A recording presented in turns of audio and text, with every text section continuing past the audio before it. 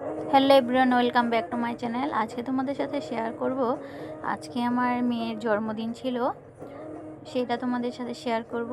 আশা করছি তোমাদের ভালো লাগবে। আমি অনেক সকালেই কিন্তু 6টার দিকে ঘুম থেকে উঠে তারপরে দেখি গাছে ফুল ফুটছে, আর ফুল গাছগুলির মধ্যে কয়েকটা করে প্রতিদিনই কিছু না কিছু ফুল ফুটছে। আমার কিন্তু খুবই ভালো লাগছে। আর বেলি ফুল তো আমার অনেক পছন্দের ফুল, কি বলবো তোমাদের। আর দেখো, টগর ফুলও ফুটেছে, আর পাঁচ পাপড়িওলা টগর ফুল। কিন্তু আমি ঘুম থেকে উঠে কাজটা সেরে তারপর কিন্তু ফুলগুলো তুলে নিচ্ছি, পুজো করতে চলে যাব। আর যেহেতু আজকে আমার মেয়ের জন্মদিন, একটু কিছু রান্না করতে হবে ওর জন্য। কী কী খেতে পছন্দ করে সেটাও রান্না করে দিয়েছিলাম। আর বেশি মানুষদের কোনো দাওয়াত করিনি, কারণ আমাদের রান্নাঘর আর বাথরুম তোলা হচ্ছে, তাই কাউকেই নিমন্ত্রণ করা হয়নি। বাসায় ওকে আমি একটু সারপ্রাইজ দিয়েছিলাম, কেক কাটার একটা সুন্দর করে সাজিয়েছিলাম, সেটাই একটু ওকে সারপ্রাইজ দিয়েছিলাম।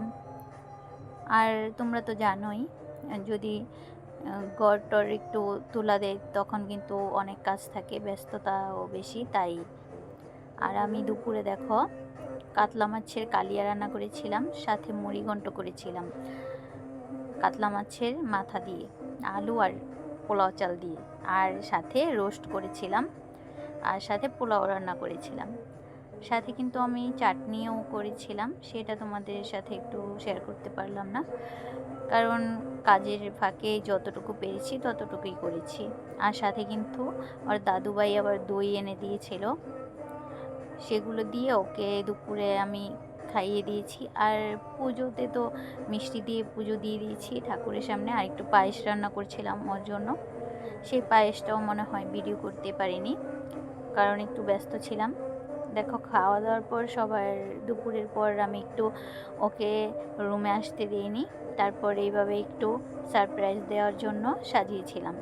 সাজানোটা কেমন হয়েছে অবশ্যই কিন্তু কমেন্ট করে জানিও। আমার মেয়ে কিন্তু খুব পছন্দ করেছে।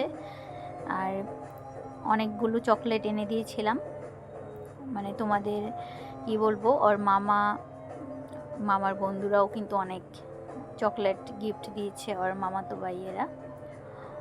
দেখো, এগুলো কিন্তু আমি গিফট দিয়েছি ওকে, একটু ওকে আনন্দ দেওয়ার জন্য, কারণ বেশি কিছু করতে পারিনি। আর সাজানোটা সিম্পলের মধ্যে কেমন হয়েছে অবশ্যই কিন্তু কমেন্ট করে জানিও।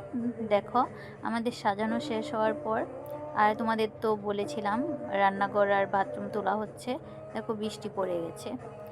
সমস্যা নেই, তখন বৃষ্টি পড়েছিল, কিন্তু সন্ধ্যের পরে তখন কিন্তু আর বৃষ্টি ছিল না, তখনই কিন্তু ওকে রাতে কেকটা কাটিয়েছিলাম।